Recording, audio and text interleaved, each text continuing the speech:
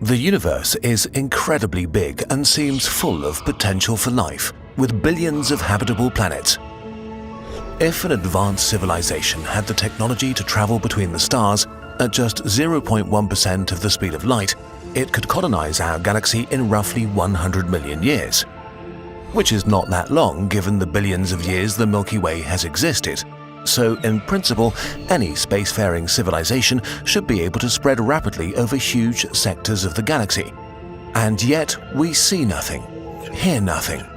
The universe seems empty, devoid of others. This is the Fermi paradox, which we've discussed in more detail in other videos. Confronted with the seemingly empty universe, humanity faces a dilemma. We desperately want to know if we are alone in the Milky Way. We want to call out and reveal ourselves to anyone watching, but that could be the last thing we ever do. Because maybe the universe is not empty. Maybe it's full of civilizations, but they are hiding from each other. Maybe the civilizations that attracted attention in the past were wiped away by invisible arrows. This is the dark forest solution to the Fermi paradox.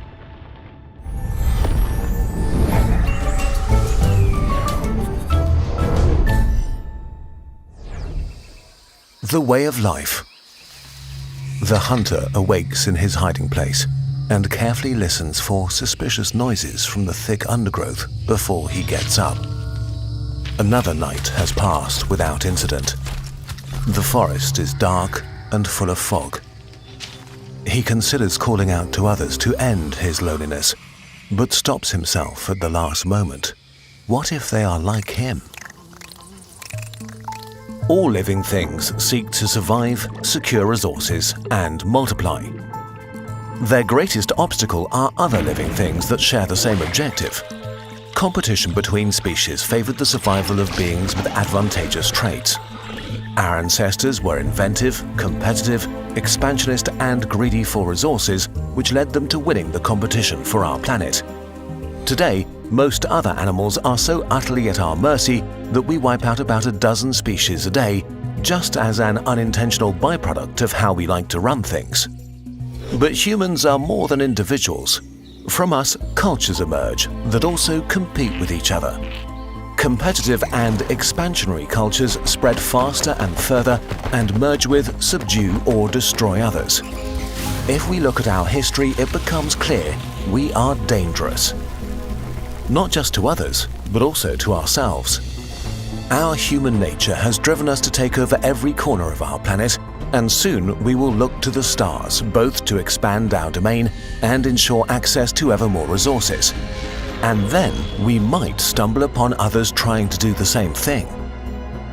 It's likely that the competition of life also takes place on faraway planets, so it's logical to assume that an alien civilization that came to dominate their planet would be in some regards similar to us.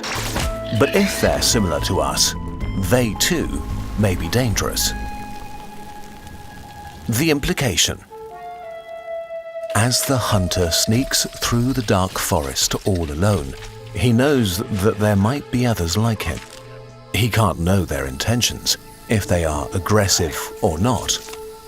The hunter knows he would kill to ensure his own survival, so he has to assume that they would too.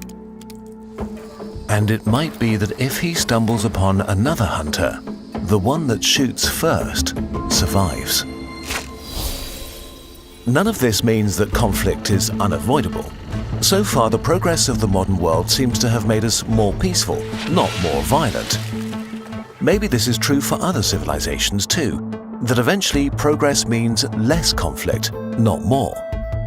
Different alien civilizations also should vary from the mild and peaceful to the malevolent and militaristic.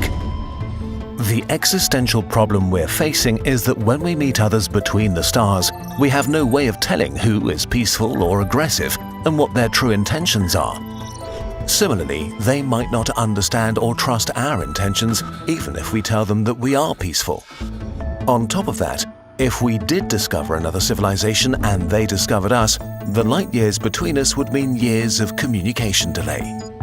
Both sides would be in a state of uncertainty, wondering if the wisest move is to just attack because there's another serious issue: technological explosions and the first strike advantage. We don't know where the limits of technology are, but we do know how much technological progress matters in war. A few hundred or thousand years can turn conflict with uncertain results into a one-sided massacre. Caesar's legions would stand no chance against Napoleon's army with their cannons and muskets, which would be eradicated by artillery from the First World War, which would not stand a chance against today's drones and guided missiles. So the power level of different civilizations may vary massively, and even if not, between the time it takes us to detect another civilization and us saying hi, we might already be hopelessly behind on the tech tree. Which is bad enough, but the nature of interstellar conflict makes this worse.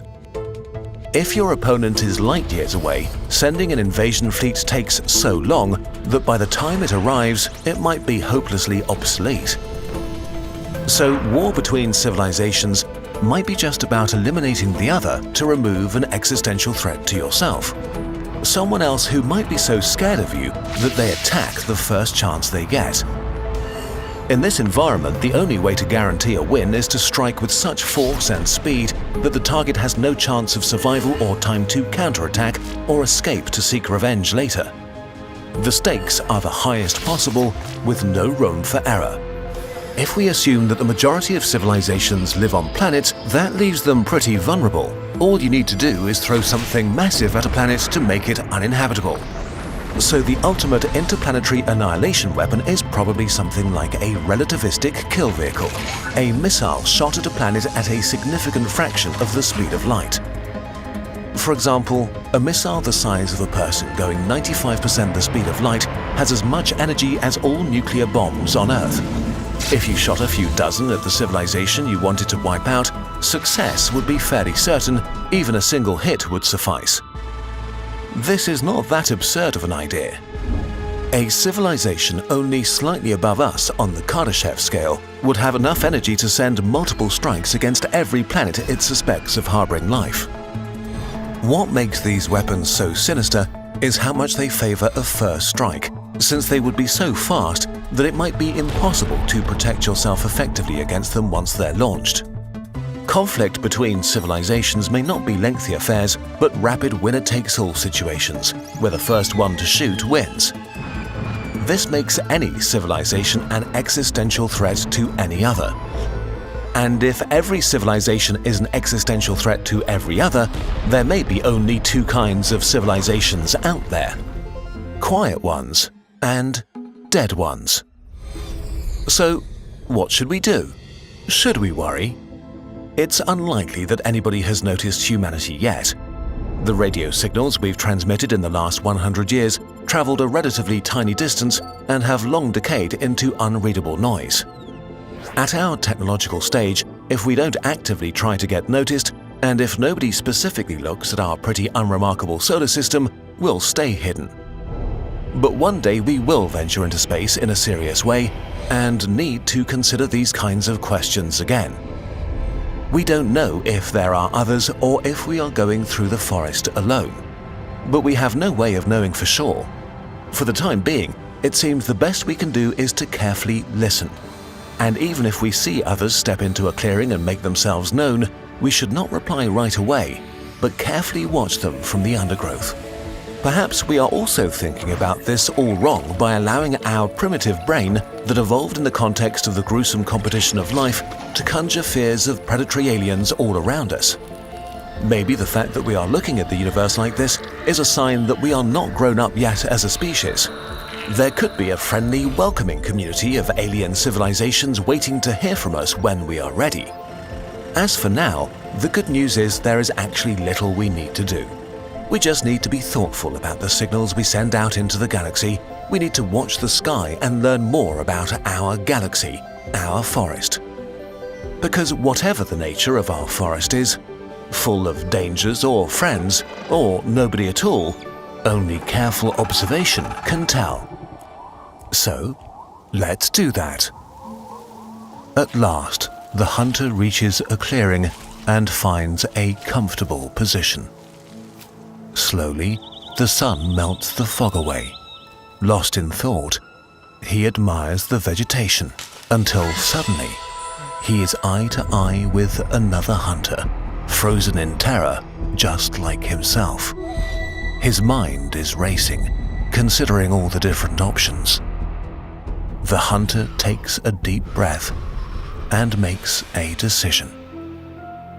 Maybe the only way out of the dark forest is to step into the clearing together. And with this hopeful picture, we say goodbye to the year 12,021 of the human era.